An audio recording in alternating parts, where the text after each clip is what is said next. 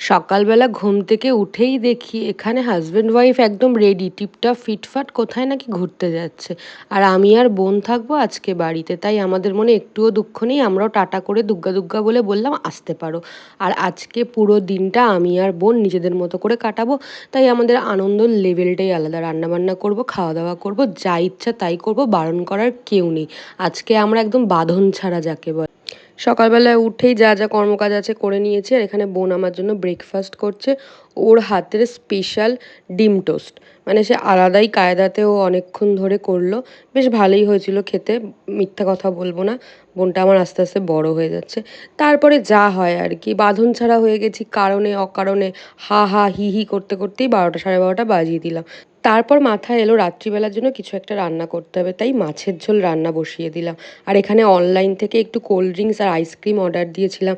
প্রথমে ভেবেছিলাম আমি আর বোন দুপুরবেলা একটু বিরিয়ানি অর্ডার দিয়ে খাবো, কিন্তু সত্যি কথা বলতে জোম্যাটো সুইগি অনেক ঘাটাঘাটি করেও কোথাও ভালো বিরিয়ানি পেলাম না।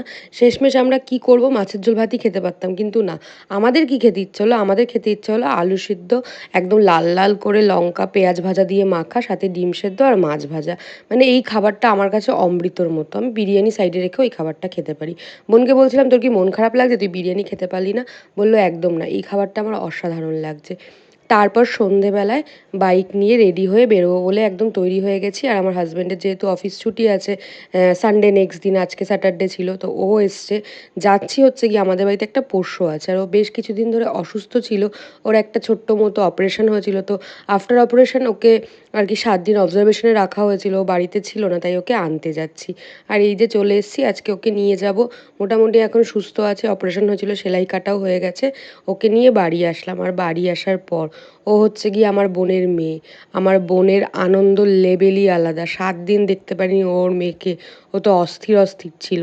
আর ওকে 7 দিন পর কাছে পেয়ে আনন্দে এতই আত্মহারা হয়ে গেছে যে তোমরা ভিডিও দেখেই বুঝতে পারছো। আনন্দর চোটে ওর চোখ থেকে জল বেরিয়ে গেছে। যে যাকে ভালোবাসে তার জন্য তার মনে এরকমই ফিলিংস হয়। তো এই ছিল আমার একটা শনিবারের ছোট্ট ভিডিও। আশা করি তোমাদের ভালো লাগবে। ভালো লাগলে একটা লাইক কমেন্ট করে দিও। টাটা, সবাই ভালো থেকো, দেখা হবে তোমাদের সাথে আবার নেক্সট ভিডিওতে। আর অবশ্যই আমাদের চিনির জন্য একটু প্রে করো। ও মোটামুটি সুস্থই আছে, আরও দ্রুত যেন ও সুস্থ হয়ে যায়। এখনও 4-5 দিন ওকে একটু চোখে চোখে রাখতে বলেছে, কারণ ওরা তো মানুষ না, ওরা বুঝতে পারে না যে ওদের কথায় কাটা ছেঁড়া আছে, যাতে লাফালাফি না করে। তাই সবাই ভালো থেকো, টাটা, দেখা হবে নেক্সট ভিডিওতে।